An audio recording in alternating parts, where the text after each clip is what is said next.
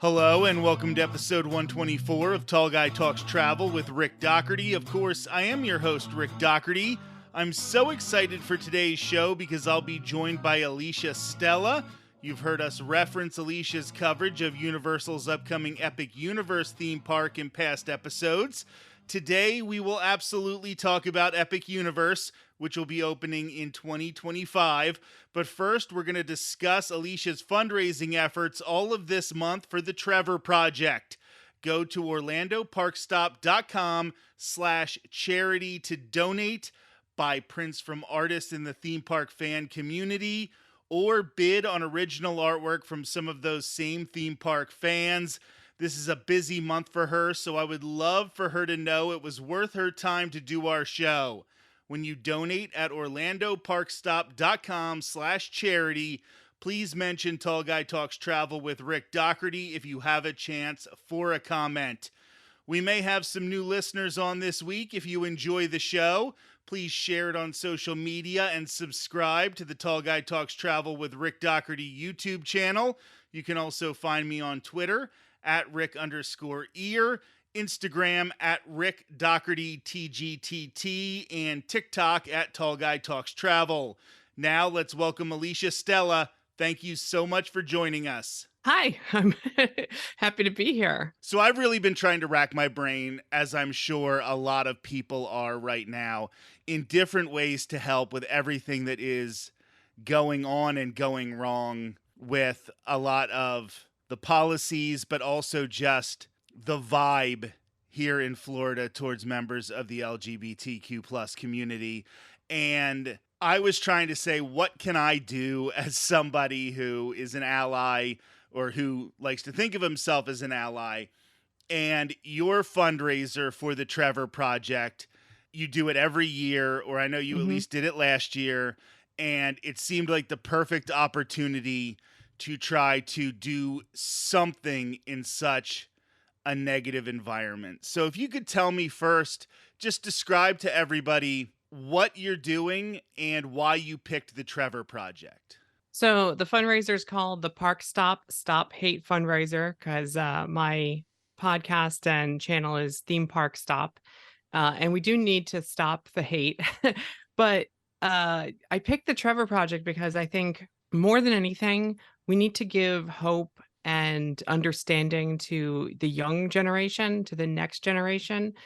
Organizations like It Gets Better or Trevor Project are there because they see all of the headlines and the news and the vitriol online, and they think I know growing up for myself, already thinking like I'm less than or being confused about who I am or where I fit into this world. And then for the adults in your life to tell you that you are less than, that you, oh no, you're right. It's horrible and it's a terrible way to grow up. So the Trevor Project is there. If anyone who is young and is struggling can reach out. And I think we need that now more than ever, unfortunately. So it is, I always say it's like triage. Like we have to treat what is most important at this moment. There are organizations and there are people fighting to overturn bad laws, and I will like cheer them on. But at the same time, I have to make sure that the next generation knows that those people are fighting for them and that I'm there for them and that we understand them. The fundraiser's raised as of right now like $17,000. Our initial goal was 10,000. We raised 20,000 last year. We still have the rest of June to get to that and over that hump of 20,000 and to beat last year's amount, which would be incredible. We sell original artwork from members of the theme park fan community. And we also have auctions that were donated items and some of my own collection of theme park memorabilia. So anyone listening to this, go to orlandoparkstop.com/charity and click on the auction, see what is currently available, because every week we have new things showing up, but also just make a donation through the fundraiser page. And everyone that makes a donation, you're entered into one of our giveaways, and we're giving away some really fun stuff, homemade stuff from the community, but also souvenirs from the theme parks. So you might win a prize. But yeah, I'm really floored by the theme park fan community coming together for something like this. We sold I think it was like $8,000 in art in the first 2 days. That's And incredible. not only having 30 artists, very talented, incredible artists to donate their time to create these artworks, but also to print all of the prints and mail them themselves. But then for everyone to turn around and buy them all like within 48 hours was absolutely incredible. So I'm very honored to have like a privilege to be in this position within this community to offer something like this, but even floored that it's actually like the response that we've gotten from it. And I know, as everybody who's spent any amount of time online knows, that you get these negative vibes all the time. You get people coming at you, especially you, sometimes saying things like, we want your theme park content. We don't want to talk about stuff like this. But when you get those negatives, and then to offset it by having something like that first huge weekend Mhm. of selling these items and raising money, does that sort of give you that push to keep moving forward when you do deal with the negatives that hit you every once in a while? We did a 2-hour video presentation as part of this, fundraiser where we interviewed members of the theme park fan community. Dave Cobb, the lead designer on Men in Black Alien Attack, was there. And like, and it was amazing and it was great. And I'm editing it and I'm thinking like people are gonna love this video and I hope it raises some money. And then as soon as I put it up as a scheduled video on my YouTube channel, I got some of the worst comments I've ever seen, and I had to turn on comment moderation. And there's a split second in my brain where I'm like, do I need to pull the video?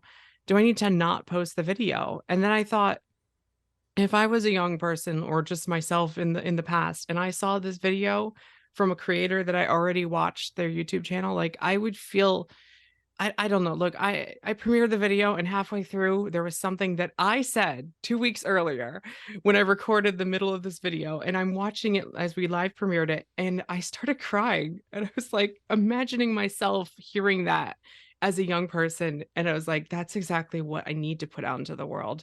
That despite or in spite of all of the hate, we have to put the love out there and show young people and even not young people, but anyone struggling with your identity that you're not alone.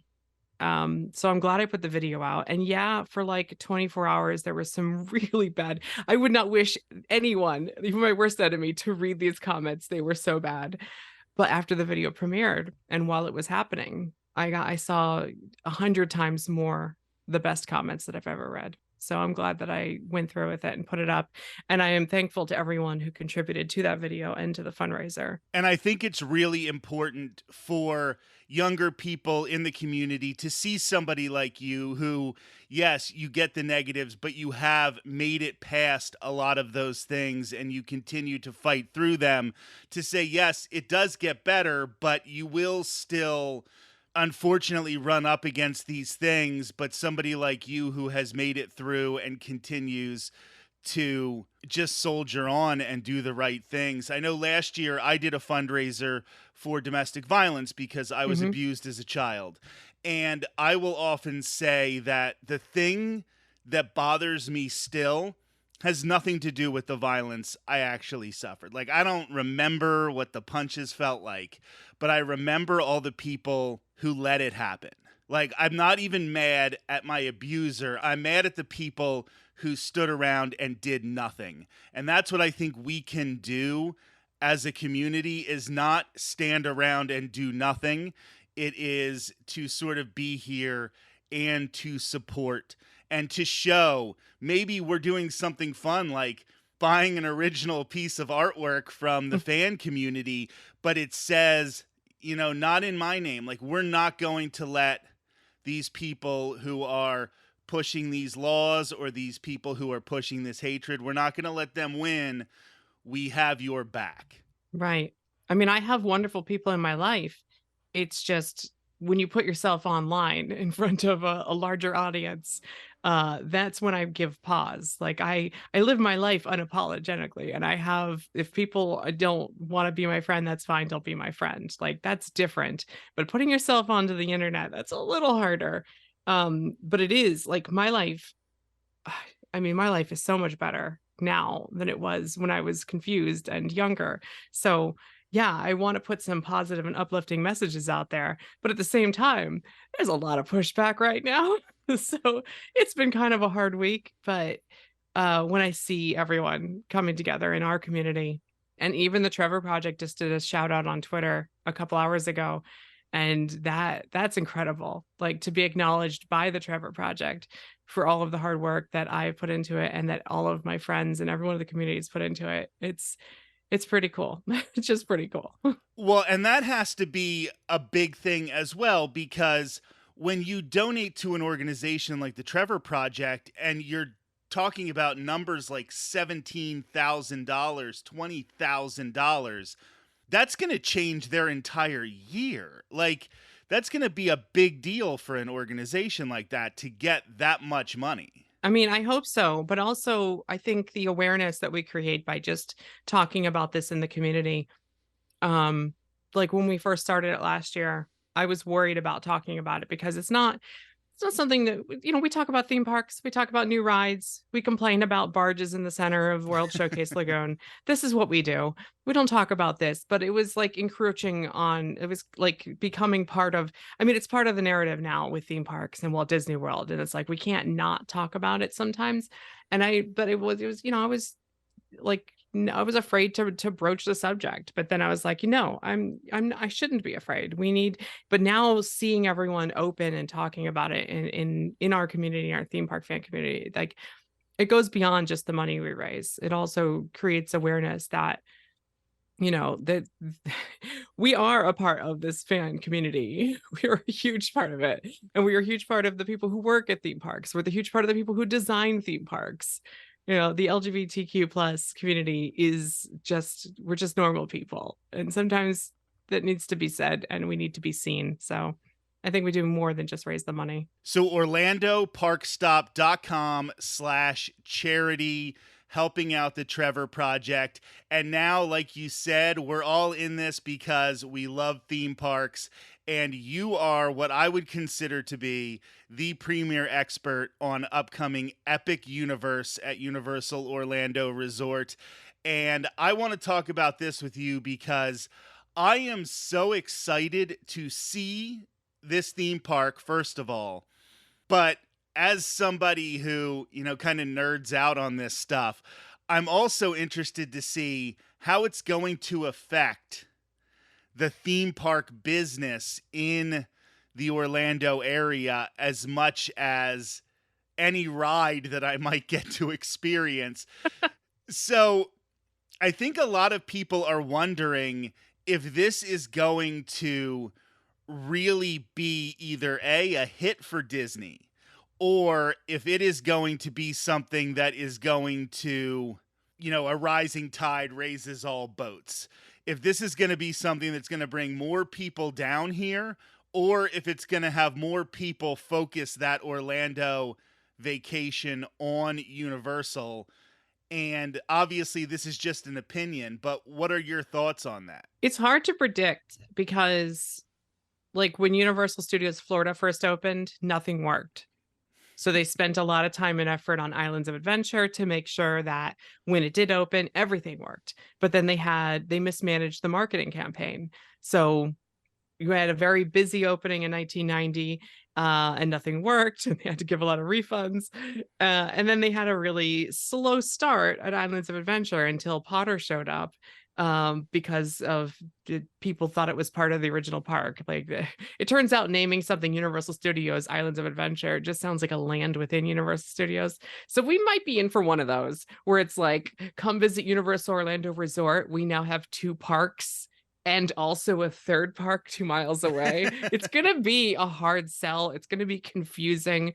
I'm sure we'll all get used to it eventually, but there's no telling how this like gets off the ground.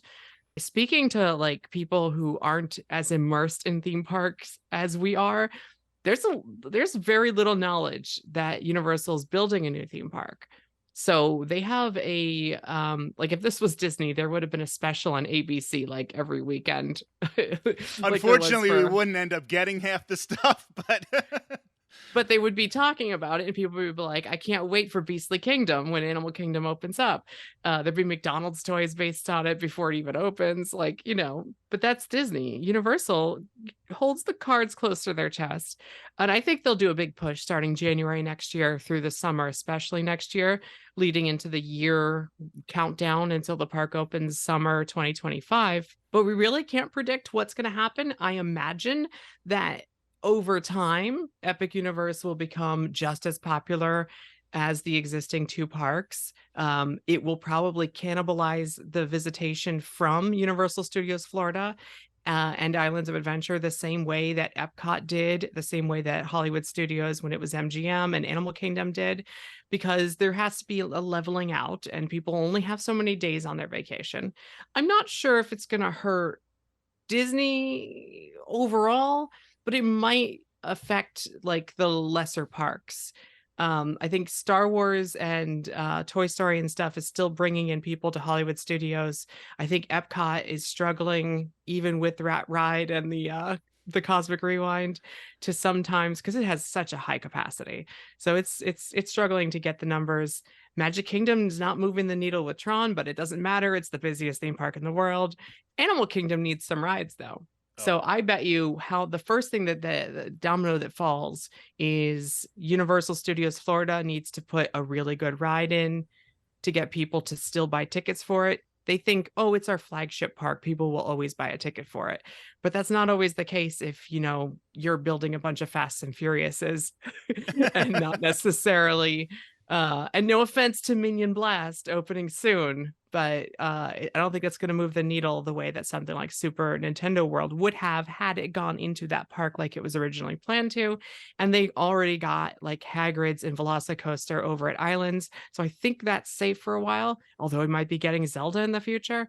So something's needed at Animal Kingdom, something's needed at studios. Those parks will probably have to adjust and add, and that will be an effect from Epic Universe just existing. because I think what Universal is hoping in the long run is this makes a Universal Orlando Resort vacation an entire week.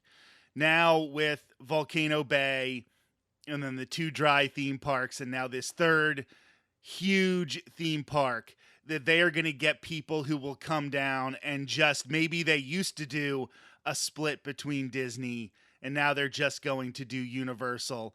I'm not 100% sure if that's going to happen as much as they're expecting, but I know that once this opens, if the Super Nintendo world is anything like the other ones around the world that have already opened, Mhm. that's going to be huge just in and of itself. What do you think that IP is going to do to this park? Like, is that going to be the main focus of this new park? See, and that's what you're saying about the Universal does think that this is going to make them a week-long vacation, but the reality might be that it just means instead of going to Universal one day, Islands one day, and Volcano Bay one day, or staying at the hotel and enjoying the pool, they're going to skip one of the other parks and go to Epic instead. I think that becomes a problem that they're not foreseeing, which is why you have to make sure that you bring in fresh new offerings at all the parks, or they're going to end up skipping one of them. I think Nintendo is definitely, it's, you know what, I'm going to use something I said on the video the other day. It's kind of like Halloween Horror Nights. You put the big name things on the banner to get people to come to the event, but at the end of the day, I think the originals are better. And Super Nintendo World is definitely the big name that's going to draw people. Anyone with kids and families are going to come to Orlando and be like, where's Nintendo World? And then buy a ticket for the world, the theme park that it's in, not even knowing what theme park it's in. The same way that they did with Harry Potter. They're like, where is Harry Potter World? And they'd be like, it's at Islands of Adventure. All right, whatever, give me a ticket to Harry Potter World. I think Nintendo's going to be that, but it might not be the breakout star as far as the innovative ride, the same way that Jurassic Park was the big name for Islands of Adventure, but Spider-Man stole the show. When the park actually opened, everyone like ran to Jurassic Park, ran to the Dueling Dragons and Hulk roller coaster, but then they went on Spider-Man and are like, my mind has blown. Um, So there might be something like a hidden gem over at the Dark Universe, Universal Monsters Land, or at the third Harry Potter land. There might be a ride that we're not thinking about that's going to change the game, like Rise of the Resistance level. And then everyone's going to talk about that, at least in our theme park sphere. And that's going to get people to buy tickets the way that Spider-Man had for 20 years. At least for me anyway. Spider-Man's such a good ride. Forbidden Journey was kind of that way, where like not only was it a new Harry Potter land where you get to experience Hogwarts Castle, but this ride was so innovative that people couldn't even explain it when they got home to their family and friends. They're like, 1 minute we're like flying, and then there was a screen, but then there was real things. Like you had to be there. So Nintendo, it's going to sell all the merchandise in the world.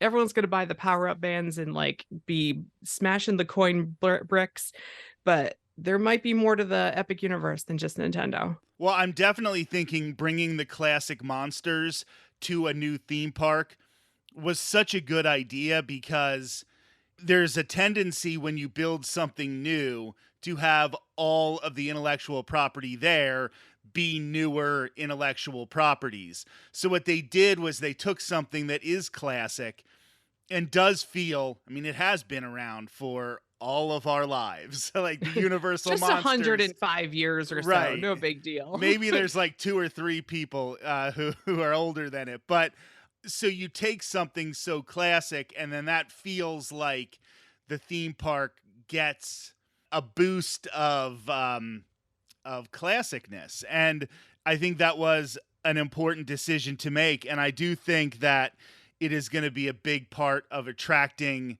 people beyond Nintendo to get them out into the other reaches of the park. And then, of course, the dueling roller coaster, which is almost an homage to a previous ride in a Universal theme park. That is going to be a big deal no matter what property is attached to it. People are just going to want to ride another dueling coaster. Yeah, I'm hoping it doesn't have a property attached to it, since it's part of like the celestial hub of the park, same as the carousel. And but it is definitely like the Hulk coaster has been for years, the shot that will end the commercial. They'll be like, come to the new Epic Universe theme park, and then it'll show like the dueling coaster like wrap around one another, and then the logo shows up. So because it's an easy sell. Like you can drive by and be like, coaster, and that makes you want to go. So anyone going to a convention would be like hearing the screams of people on this coaster, the way that SeaWorld has kind of like gone all in on it. But and looking at the construction of that dueling coaster, it's way more intense. I don't know if intense is the right word, but I'm going to say intense than I was expecting. It is tall and crazy, and yeah, it just like really super thrills, more thrills, like the same way Velocicoaster was. Like I wonder when they were designing Velocicoaster if they realized how thrilling they were accidentally making this, because it seemed more thrilling than we usually get at the Orlando theme parks. This is more amusement park level. So to mix together the high thrills of amusement level, but the high theming of a theme park, you get something like Velocicoaster. This one is like twice as scary looking as Velocicoaster. So I'm curious to see if like we're gonna get the coaster nerds, like the coaster aficionados from around the world, to make pilgrimage to ride this one ride. Plus, there's 4 coasters in this park, isn't there? There's one at How to Train Your Dragon. There's the Donkey Kong minecart coaster at Nintendo, which they do not have in Hollywood. And then there's one over at Universal Monsters, and then the dueling one has 2 sides. So lots of coasters. If you're a big coaster fan, that'll draw you in. And I think one of the things that Universal did so well with Velocicoaster is they made an intense roller coaster, but everybody wants to ride it. So even people who aren't normally roller coaster people are riding this super intense roller coaster. And they probably think they can roll the dice and do that again because they've had a lot of success with it recently. You've mentioned with, Hulk always ending the commercial, and now Velocicoaster being this thing that I know a lot of people who do not like roller coasters, and just because it's that good, they're holding on to the bar and they're just praying for dear life. So maybe they can strike gold a Yeah. second time. Even the Hagrid coaster, which doesn't go upside down, but it has those like 6.5 launches. It's thrilling and it's fast, but it's also like not too scary. So it's almost like a family coaster, but not like a Disney family coaster. It's still a coaster. It has a drop track. I think How to Train Your Dragon is going to be like that, where it's technically for families, but it's Universal's level of family is much higher than Disney's level of family. There's a lot more teenagers in a Universal family.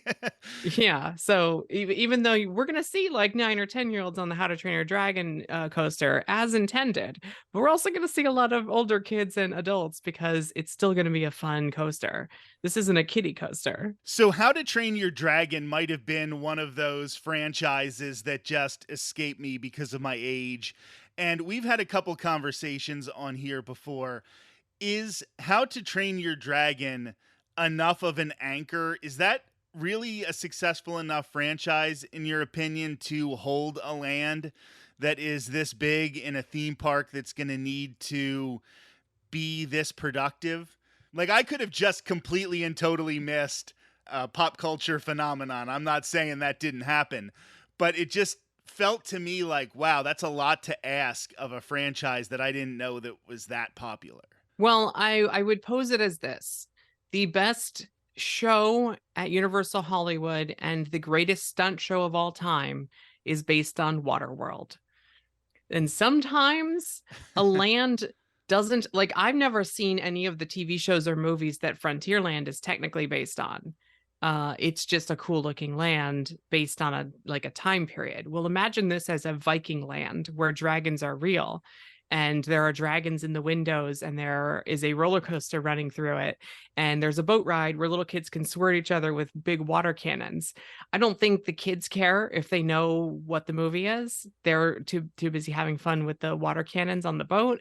I don't think anyone like you're gonna recognize Vikings like as soon as you enter. There's like a 40-foot statue of a Viking. I think you'll recognize the fantasy level of theming before you even realize what it's from. So I think it could be a successful land even if you're not having the emotional attachment to it.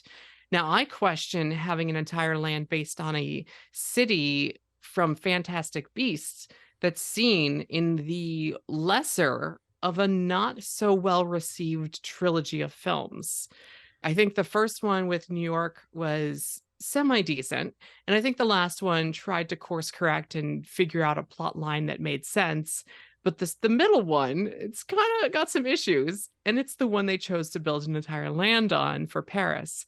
And as cool as it is to be walking into Paris, like a really big, fleshed out World Showcase pavilion, I'm not going to have the emotional attachment to that land the way that I did walking into Hogsmeade or Diagon Alley. So I question that more than I do How to Train Your Dragon, which at least has dragons.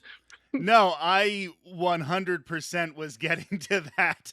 Um, because one thing that has amazed me is we see the pushback that Disney has gotten no matter what side. First, Bob Chapek doesn't say anything about Don't Say Gay, and there's a pushback from supporters of the LGBTQ plus community. Then he says something and the other side comes out with their knives and their pitchforks. And we have just been sitting here wondering how Universal avoids being a part of any of these conversations. And they're just going to open a brand new J.K. Rowling land based on a property that's not even like, yes, Harry Potter can overcome all of that because it is so iconic. But these Fantastic Beasts movies were not that popular. And Well, now they're still going to be building this and dealing with, you would think, all of the pushback, but Universal just avoids it like they're Teflon. I mean, they did cut one of the rides for the land, the one that would have been tied directly to that film series. And they kept the big ride, which is rumored to be based on Harry Potter. So it's almost like a split land with a Harry Potter section in the back, and then the city as seen in Fantastic Beasts. They could bring in the Beauxbaton Academy as the ride or a new show and tie it to the 90s version Harry Potter stories and not even draw attention to what the city was first seen in, because the French, like their version of the French, like Hogwarts, still exists in the other stories. So there's a way to work around this. They were already locked into it. Also, I've read the contract, and Universal has to do essentially whatever Warner Brothers asks them to do. So I have a feeling this wasn't necessarily their first choice for a land, but this was the up and coming movie when they were deciding what to build. I think Stuart Craig, I think is his name, the production designer for all of the films, did an amazing job with Place Cachet for Fantastic Beasts: The Crimes of Grindelwald, which is unfortunate because the director barely showed it in the actual movie. But the streets and the design and the like set design and the production design is gorgeous. So in a way, I'm kind of glad that we get to walk into it, at least so that someone gets to enjoy his hard work. And that's how I'm going to think of it. I'm going to be like, oh, welcome to Stuart Craigland. This is a world designed by a production designer I appreciate and built by theme park creative people at the height of their ability. And that's it. Well, um, that's where they've succeeded with all of Wizarding World. Is yeah, it doesn't matter if you've ever seen one of those movies. It doesn't matter if it's you impressive right, regardless. you are just blown away by the grandeur. And I definitely think that Universal is able to go and build this huge third theme park because of the success that they had by Hmm. doing Wizarding World 100% the right way. Yeah. And speaking to the company, and they're getting away with it the way that Disney didn't and did and then didn't. Technically, NBC Universal, which has a very good track record with the LGBTQ plus community, has put out a statement last year, has signed an open letter that is opposed to all anti-gay and anti-trans legislation across the country. And they even put a statement out when the J.K. Rowling controversy was happening, saying that NBC Universal is an accepting company of all gender identities and orientations, and it was very well worded, but without actually specifically saying why they were saying it. But they were asked for comment. They gave a comment, and they are a very progressive, I guess is the word. They're a very inclusive company. Comcast, the owner, they do their own thing. I don't know. I just know NBC Universal, who was acquired by Comcast. They good people. Well, that is the perfect place to wrap up this conversation. Alicia, Stella, thank you so much for joining us. And thank you so much for everything you are doing to raise money for the Trevor Project. And of course, to raise awareness as well. OrlandoParkstop.com/charity. We really appreciate it. Thank you. And thank you for having me on to talk about these things. This has been episode 124 of Tall Guy Talks Travel with Rick Doherty. If you're new to the show, please subscribe to the YouTube channel and consider checking out some older episodes. We'll be back next Thursday with another brand new episode when Marissa from Chicago will be back on the show to talk about whether Disney has messed up Star Wars. Until then, have a great week.